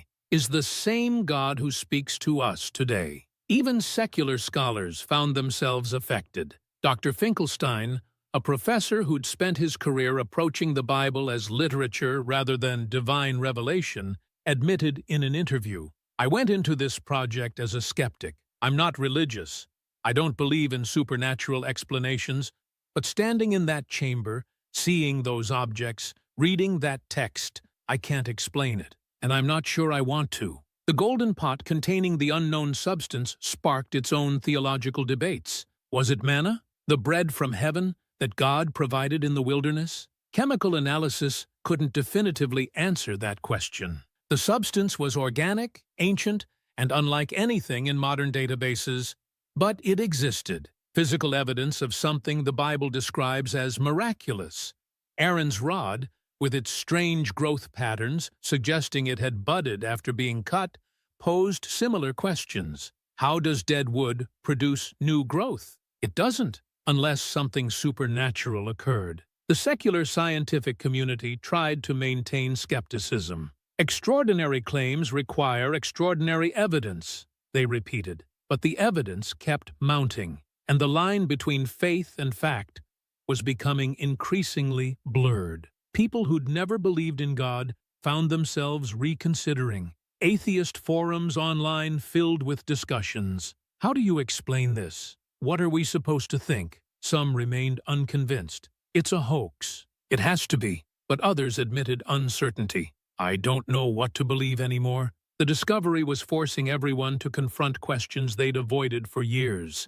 Is the Bible historically accurate? Did these events actually happen? Is there really a God who intervenes in human history? And if the answer to those questions is yes, then what else is true? What about the prophecies, the warnings, the promises? What about judgment, redemption, eternal life? The implications were too massive to fully comprehend. And while people struggled with philosophical and theological questions, practical realities were accelerating. The Temple Institute announced they had everything needed to begin construction of the Third Temple. The vessels were ready. The garments were ready. The priests were trained. All they needed was permission and a location. The Israeli government had remained officially neutral on the Temple Mount issue for decades. But pressure was building. From religious parties in the Knesset demanding action, from settlers claiming it was time to reclaim the Mount, from Christian evangelicals in America pushing for temple construction. Prime Minister Benjamin Netanyahu faced an impossible choice: support the temple movement and trigger a regional war, or suppress it and face a political revolt from his own coalition. He tried to walk the middle path. We respect the status quo. No changes are planned. But everyone knew that wouldn't hold, because while politicians debated and diplomats negotiated, events were taking on a momentum of their own. Reports of the mysterious trumpet sounds continued. Sightings of unusual phenomena in the sky increased. Claims of angelic appearances multiplied. Whether these were real supernatural events or mass hysteria driven by religious expectation didn't matter. People believed they were real, and belief has power, especially when millions share it. The world was balanced on a knife's edge. One incident, one provocation, one act of violence at the wrong place and time. That's all it would take to plunge the Middle East into a conflict that could spread globally. And there were those who wanted exactly that. Religious extremists who believed war would hasten the Messiah's coming. Political radicals who saw opportunity in chaos. Terrorist organizations ready to exploit any weakness. Intelligence agencies worldwide were on high alert. The CIA, Mossad, MI6, the FSB. Everyone was watching, waiting, because they all knew the same thing. Something was coming. Something that would change everything. And the Discove. But here's what they're not telling you. The full story, the complete picture of what was found in that chamber, hasn't been released. Not even close. What the public knows is carefully curated, sanitized, designed to inform without alarming. But there's more, much more, and the people who know the truth are terrified. 3 days after the chamber was opened, a meeting took place in an unmarked government building in Tel Aviv. Present were representatives from Israeli intelligence, the Ministry of Defense, the Prime Minister's office, and the Chief Rabbinate. Also present, according to leaked minutes from the meeting, were representatives from the U.S. State Department, the Vatican, and the Hashemite Kingdom of Jordan. The topic: what do we do with what we found? Because the tablets, the pot, and the rod weren't the only things in that chamber. There was a fourth object, one that hasn't been mentioned in any official report, one that changes everything. Multiple sources who were present during the excavation have described it independently. Their accounts align on the essential details. Beneath the ark, carved into the stone floor of the chamber, was an inscription, ancient Hebrew, Paleo-Hebrew script, same as the tablets. But the message wasn't a blessing. It wasn't a prayer. It was a warning. The inscription read, "According to those who saw it, sealed by Jeremiah in the 11th year of Zedekiah, to be opened when the appointed time comes. Woe to those who disturb this before the day of the Lord." The 11th year of Zedekiah was 586 BCE, the exact year Jerusalem fell to the Babylonians, which meant Jeremiah had indeed hidden the ark, just as ancient tradition claimed. But it was the last line that troubled everyone. Woe to those who disturb this before the day of the Lord. A curse? A prophecy? A divine warning? No one knew for certain. But what happened next made people wonder if the warning should have been heeded. Within 72 hours of the chamber being opened, 3 members of the excavation team fell seriously ill. High fevers, seizures, symptoms that didn't match any known disease. They were quarantined immediately. Infectious disease specialists were brought in, but they couldn't identify the pathogen. One of the afflicted was the conservator who'd first touched the ark to remove dust. Another was an archaeologist who'd helped lift the tablets. The third was a security officer who'd spent time in the chamber documenting the site. All 3 had made direct physical contact with the objects. The medical team ran every test available. Blood work, CT scans, cultures. Nothing explained the symptoms. And then, as mysteriously as the illness came, it vanished. After 5 days, all 3 recovered completely. No lasting effects. No identifiable cause. The official explanation was stress and exhaustion. The emotional intensity of the discovery, combined with long hours in challenging conditions, produced a temporary physiological response.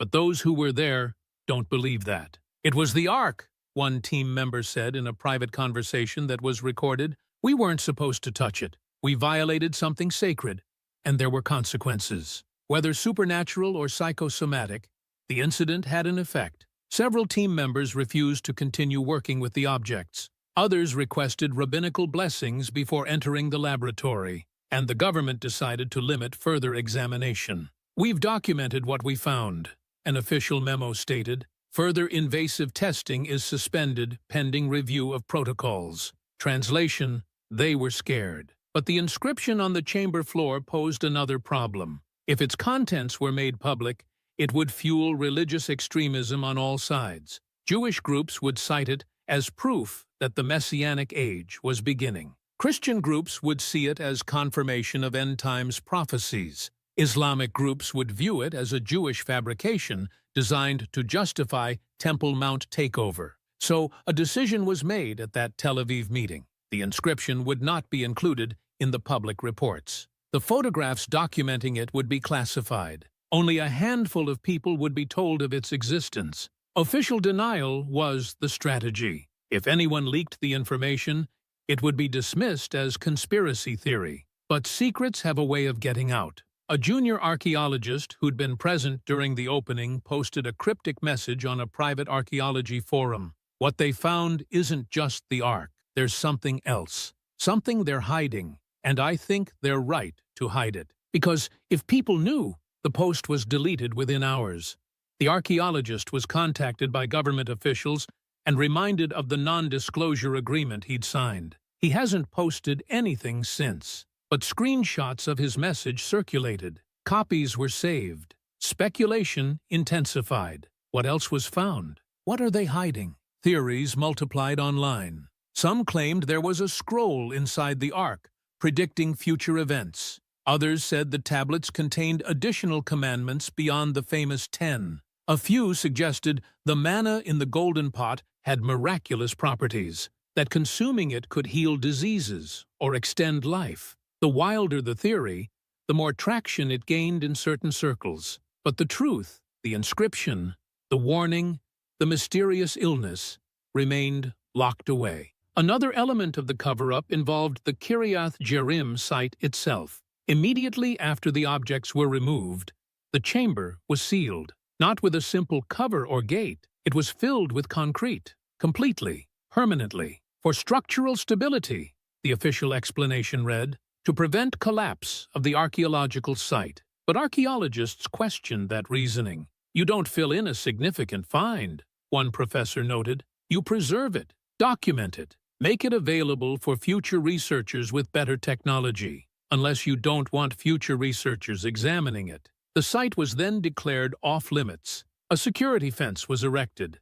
Guards were posted. Officially, it was to protect the ongoing excavation from looters. In reality, it was to ensure no one could verify or dispute the official narrative. Several independent archaeologists requested permission to examine the site. All were denied. International archaeological organizations protested. This violates principles of academic transparency, they argued. The Israeli government responded with bureaucratic delays and vague promises of future access when security conditions permit. That access has never been granted. Meanwhile, the objects themselves disappeared from public view. After the initial examination, they were moved to an undisclosed location, not the Israel Museum, where you'd expect artifacts of this importance to be displayed, not the Rockefeller Museum or any other public institution.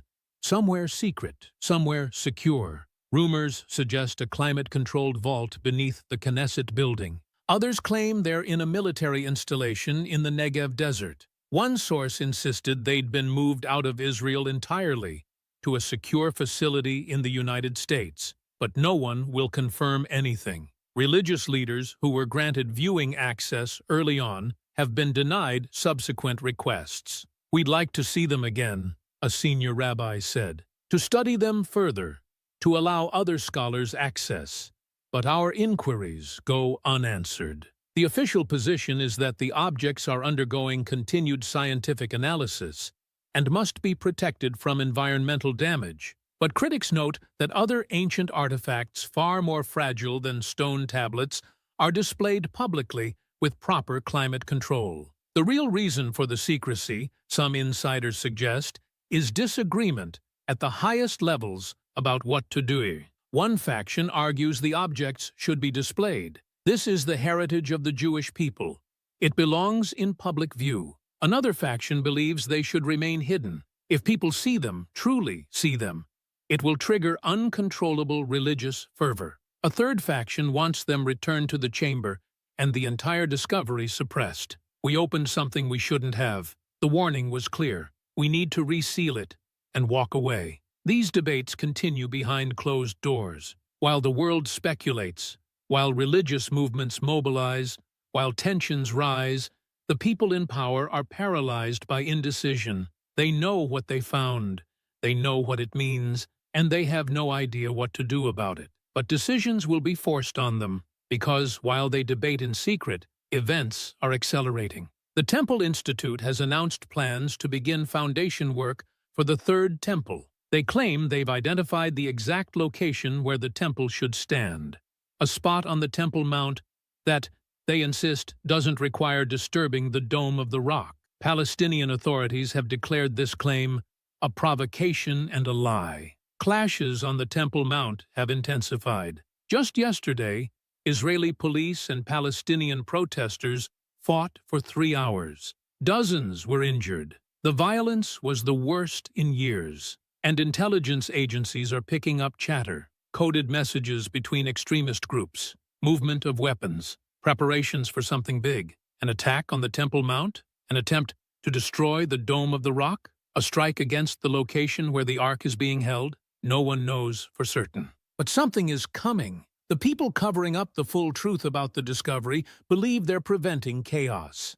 In reality, they may be making it worse. Because in the absence of truth, conspiracy theories flourish. In the absence of transparency, extremism grows. And in the absence of clear information, people fill the void with their worst fears and wildest hopes. The cover-up was supposed to buy time. Time to figure out the right approach. Time to calm tensions. Time to develop a strategy. But time is running out. The world is demanding answers. Believers are demanding access to what they see as sacred objects. And forces are mobilizing that may not wait for official permission. What happens in the next few days could determine whether this discovery becomes a moment of revelation and wonder, or the spark that ignites a war unlike anything the modern world has seen. And the people who know the full truth, who've read the warning, who've seen the evidence, who understand the implications,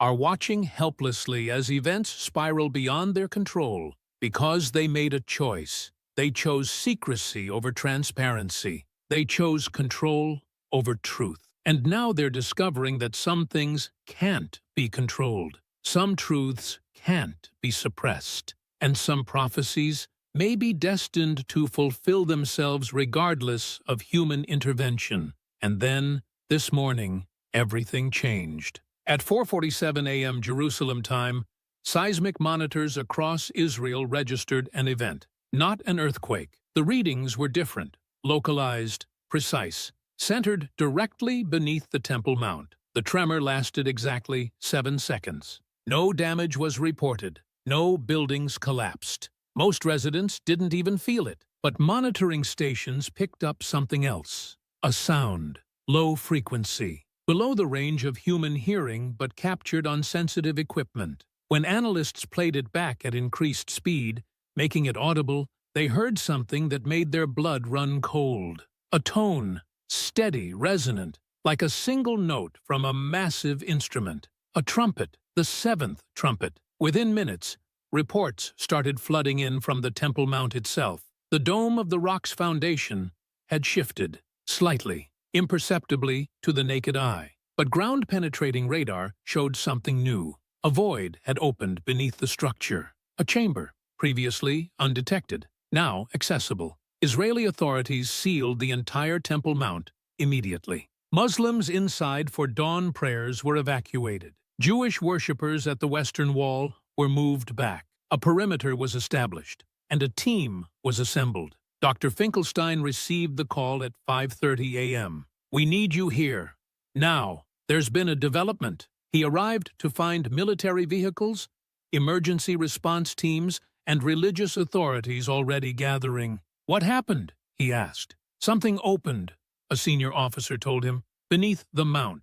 We need to know what it is before word gets out." They descended into the newly revealed chamber through an access point in the underground tunnels. The space was larger than the one at Kiriath Jearim, much larger, and it wasn't empty. Stone boxes lined the walls, dozens of them, each approximately the size of a coffin. Ossuaries, bone boxes used in ancient Jewish burials. But these were different, inscribed, labeled, each one bearing a name in ancient Hebrew. The team's lights swept across them, reading aloud: Zadok, son of Ahitub; Abiathar, son of Ahimelech; Hilkiah, son of Shallum.